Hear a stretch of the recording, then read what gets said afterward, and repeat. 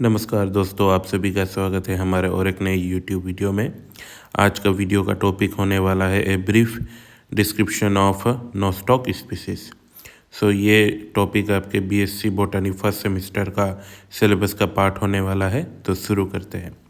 जैसे कि हमें पता है कि Nostoc is belong to the kingdom algae and the systematic position of Nostoc is, or we can say the classification of nostoc can be done. Nostoc belong to the division Cyanophyta and class Cyanophyceae, Nostocales order, and the family Nostocaceae, and its genus is Nostoc. Now, starting with the occurrence of Nostoc. Nostoc कहाँ कहाँ पाए जाते हैं? Generally Nostoc fresh water में पाए जाते हैं, जैसे कि तालाब, ponds, pool, puddles and beaches, और कुछ सॉयल में भी पाए जाते हैं। But the soil must be damp, जहाँ पर मॉइस्चर या पानी का मात्रा ज़्यादा हो। And also they are found in the wet bark. कुछ कुछ पेड़ पौधे पानी में गिर जाते हैं, तो उनके स्टेम के सरफेस में, जिसे हम बार्क भी कहते हैं, वहाँ में भी पाए जाते हैं in the form of colony, जो कि म्यूसिलेजिनियस मास के रूप में होते हैं। And this Nostoc they are also endophytic, मतलब कि प्लांट के बॉडी के अंदर में रहते हैं as a endophyte. They help plant for their growth and development, और नोस्टॉक को भी फूड प्रोडक्ट मिलता है।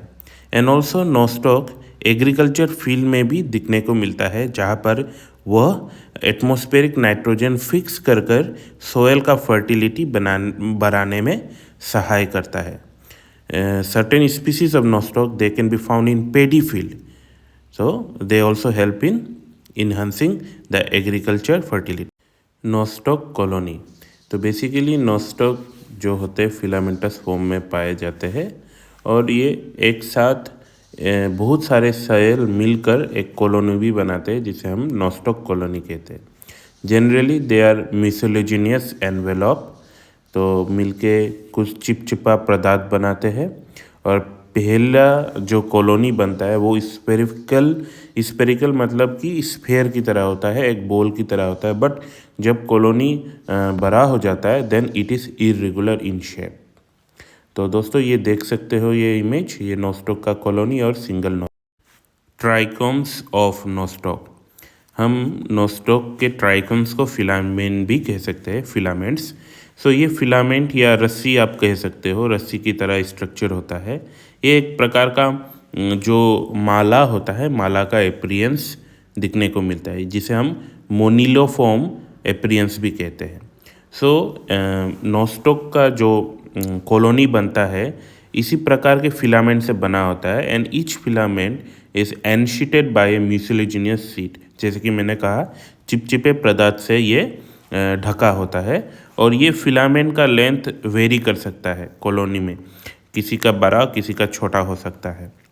Now this cell are connected with each other at each pole, north and south position में सेल अटैच होके रहता है। But in between this vegetative cell you will find a special type of cell which is very enlarge, intercalary in position and transparent, और इस cell को हम कहते हैं heterosis. And now this heterosis cell are responsible for fixing biological atmospheric nitrogen. That's why it's very important. ये heterosis की वजह से ही ये नोस्टॉक बहुत ज़्यादा इम्पोर्टेंट हो जाता है हमारे स्टडी के लिए। इस इमेज में आप देख सकते हैं, ये है नोस्टॉक कॉलोनी का एक filament. Cell structure of Nostoc.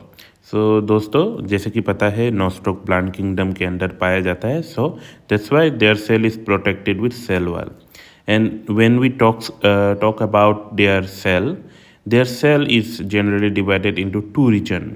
The peripheral region is known as chromatoplasma, जो कि बाहरी सेंट्रल रीजन को छोड़ के जो प्लाज्मा मेम्ब्रेन के पास के एरिया को हम पेरिफेरल रीजन कहते हैं, जो कि कलर्ड होते हैं because the presence of pigment, जैसे कि फाइकोसाइनिन, फाइकोइराइथिन, केरोटीन, जेंथोफिल और क्लोरोफिल, और इस रीजन को हम क्रोमेटोप्लाज्मा कहते हैं।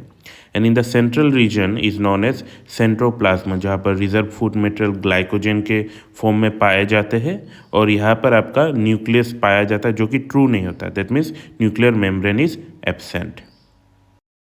Reproduction in nostoc. Generally nostoc में रिप्रोडक्शन 4 प्रकार से होते हैं। सबसे पहला है कॉलोनी फ्रेगमेंटेशन। जब भी नॉस्टॉक का कॉलोनी फिजिकल डैमेज की वजह से टूट जाता है फ्रेगमेंट के फॉर्म में, तो each fragment will act as a single colony, जो कि डेवलप हो जाता है एक सिंगल कॉलोनी में। इसी को हम कहते हैं कॉलोनी फ्रेगमेंटेशन। उसके बाद नेक्स्ट है bye हॉर्मोगेन्स।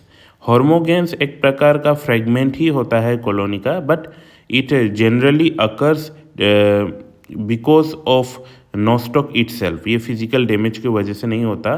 The Nostoc colony generally breaks at the region of heterosis.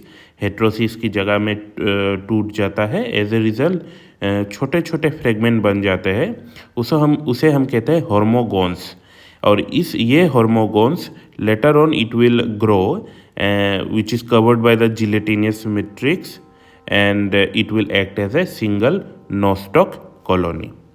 तो ये था आपका colony fragmentation and by hormogones. Next हम देखते हैं एकानाइट्स। जैसे कि आप सभी को पता है कि नॉस्टॉक के जो फिलामेंट होता है वहाँ पर 2 प्रकार के सेल होते हैं। एक होते हैं वेजिटेटिव सेल और एक होता है heterosis.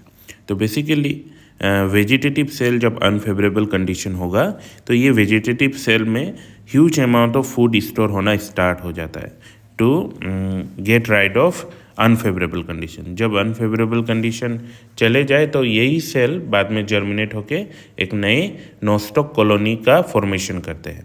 Now this cell where the food is stored, जहाँ पर फूड स्टोर होते हैं उसी के वाल में वो सेल के वाल बहुत थिक हो जाता है।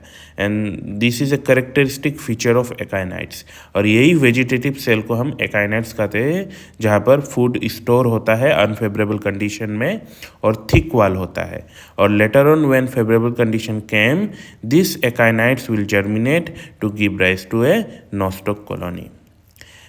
उसके बाद नेक्स्ट आता है, एक चीज़ याद रखिए दोस्तों, एकानाइट्स को हम रेस्टिंग स्पोर भी कहते हैं बिकॉज ये 1 साल तक रह सकता है। नेक्स्ट आ गया आपका reproduction by using heterosis cell. दोस्तों ये फिगर में आप देख सकते हो कि यहाँ पर है हेट्रोसिस सेल जो कि डिवाइड हो सकता है और डिवाइड होकर एक नॉस्टॉक का कॉलोनी या नॉस्टॉक का फिलामेंट बना सकता है।